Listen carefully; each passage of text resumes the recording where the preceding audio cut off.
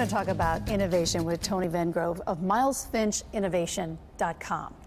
All right, so you're from Connecticut, you move away, you go to Virginia, and you come back to Connecticut to do what? To do our part to help the state create jobs, one job at a time, and make an impact. What is it about innovation that just jazzes you? I think for me, it's the freedom to break boundaries and break the rules. I grew up in Darien, Connecticut, so there, a lot of banking and kind of, that kind of culture of investment banking and perhaps careers that are more in tune to left brain, analytical type of careers. And I realized once I got into the workforce that I had the ability to do that, but I was just craving to kind of flex my creative muscles. So I ultimately landed, I worked in ad agencies, and then I eventually kind of finished my corporate career in innovation because it just gave me permissions not to play by all the rules. I was given a little bit of permission to break the rules. Change is hard, yes. And we're finding that tough in this state, in this country, because after 2009, when everything just went flat, everything changed. So people are trying to make things, they're trying to innovate, they're entrepreneurs, but it's hard. This is really hard work to make the next thing that's going to work. What do you say to entrepreneurs and innovators who are trying to grind it out? Not to give up. It's hard. Not every idea is going to make it, but it takes, as you said, it takes grit and determination. It takes a lot of long nights, a lot of rolling up your sleeves and just doing the work and taking shots on goal and learning and iterating, and most importantly, creating relationships and networks that can help get through boundaries and leap over barriers that you run into. Well, I think you just hit on something, networking and connecting. The state is bleeding money. Corporations are leaving or threatening to leave. If we network and connect from all parts of the state at a lower level, do we have a shot at building some really cool things? And other states have done it. Why are we so far behind? I think we're far behind because we're late to the game. I think other markets, whether you look all the way to Silicon Valley or to other markets on the East Coast, have started building these communities and these co-working spaces and accelerators and incubators years before we've started. So we're playing catch up to a certain degree. Yes, I think it can certainly be done. It's just going to take a little bit of time, and I think it's going to take building networks and communities with not just young people, but universities, some state enterprise, but certainly a lot of private angel investors and equity capital. They really care about the state to take it in a different direction. And to answer your question, I was born in New York City, but pretty much raised in Connecticut, and I love the state. And when we were down in Virginia, there's a lot and your of, wife? Yes, yeah. My family. There's a lot of great stuff happening there, and on paper, perhaps we should have stayed there. Taxes are lower, cost of living is better, but it wasn't Connecticut. It wasn't Litchfield County, and we just became very homesick. And just hearing about the woes from a distance made us very homesick. And when I had the chance to start my own business down there, it was all with the goal of coming back here and putting a creative business up in a little town in northwest corner called New Milford, and try to be an example of a creative business moving up there so we could foster startup culture, foster that kind of creative economy that you want people to kind of galvanize around. So what's going on in New Milford? What types of things are popping up there? Well, it's it's a beautiful town, so it's attractive, and it has the downtown has the longest green in the state.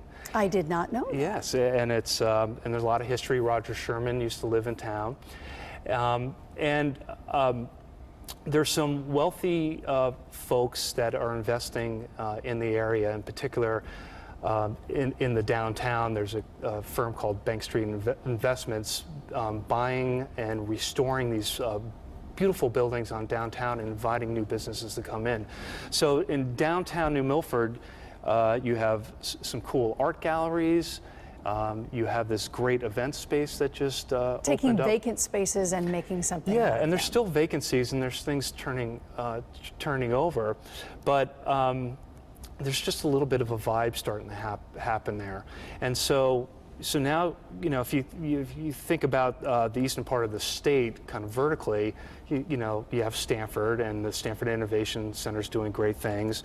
You have the Danbury Hackerspace in Danbury, and Western University, Connecticut State University, just announced that they're doing kind of an innovation center. So we're getting there. We're getting, and so what we're trying to do is bring it up north even more, and we're in conversation of doing our own little spin on a co-working shared office space in New Milford, and it's going to be different because we just don't want to plug and play. We're a little more rural, but we're trying to. But then it's affordable to the guy or gal who's got an idea. They can go into a space where everybody's kind of innovating and entrepreneurs, and they can share costs, so that helps. And that's going on at the Grove in New Haven and other places Absolutely. around the state. You mentioned to me the makery. What is the makery?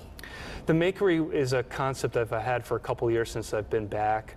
It was born as a community organization where we would build community around startup and tell the stories of makers, creators, and entrepreneurs in Litchfield County. I love it.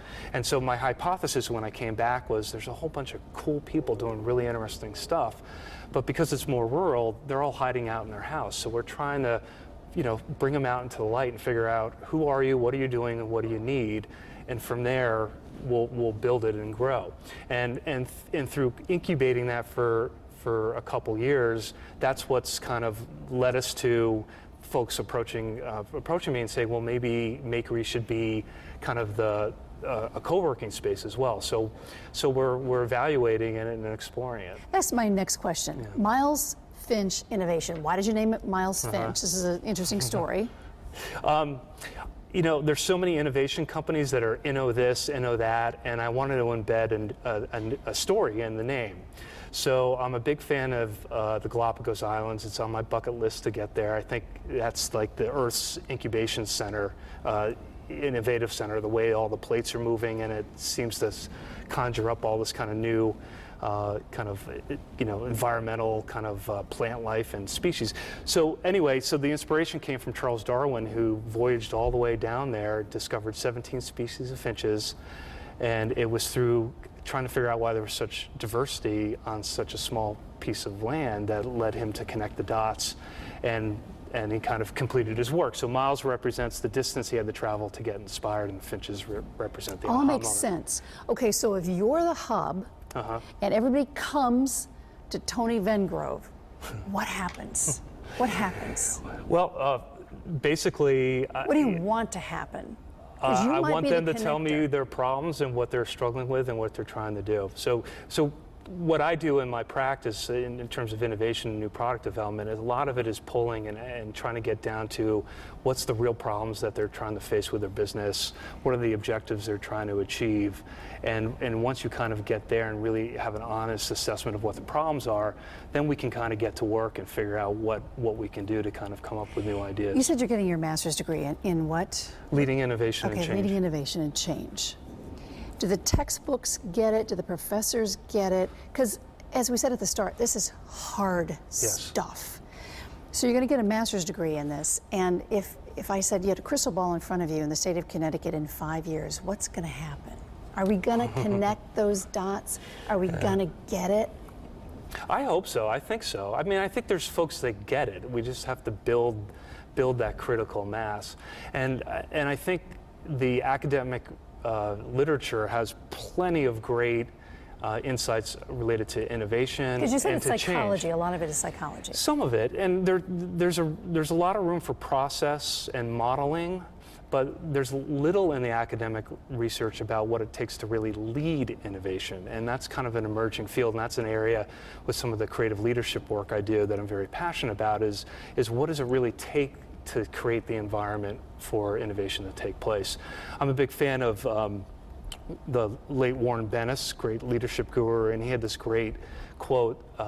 He said, there's two ways of being creative. One can sing or dance, or one can create the conditions in which singers and dancers flourish.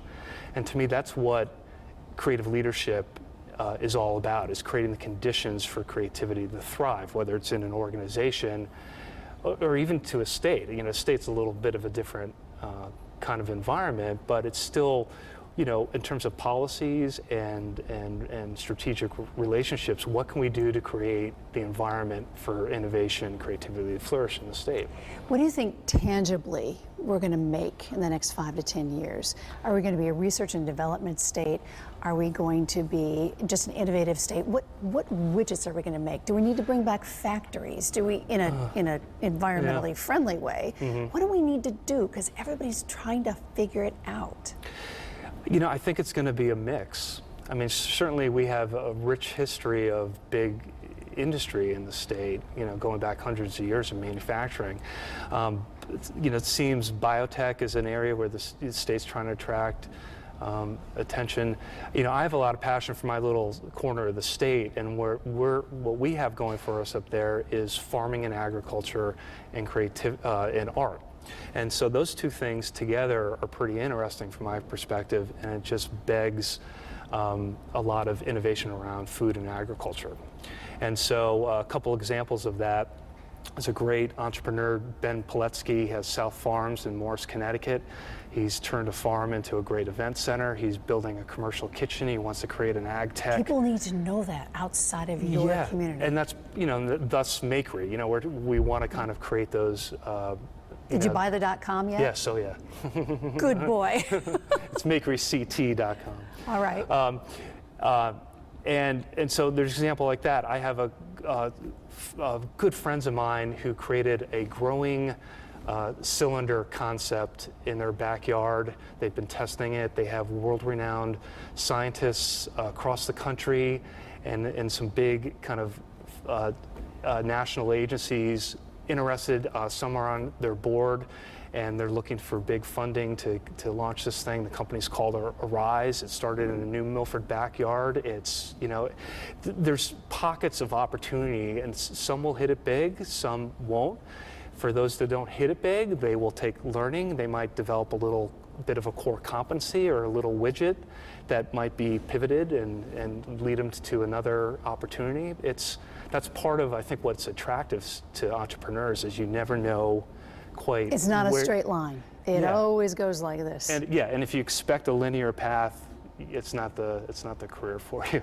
Well, all of this is building opportunities for the state of Connecticut, building jobs. If you can build jobs, then people have quality of life. Then we built a new Connecticut. Yes. Tony Venegrove, thank you so much for coming on, and keep fighting the good fight. Thank you.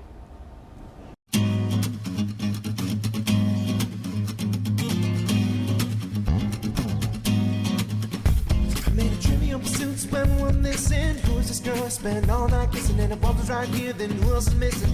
Got a little sidetracked to find my solution. Find the keys to the door, but it's also a metaphor. Need to keep locked in the grocery store, but mine just to save time. Skip right ahead to the last ride. The harder we look, the less we can see. Don't you know, you know, you know that you need me.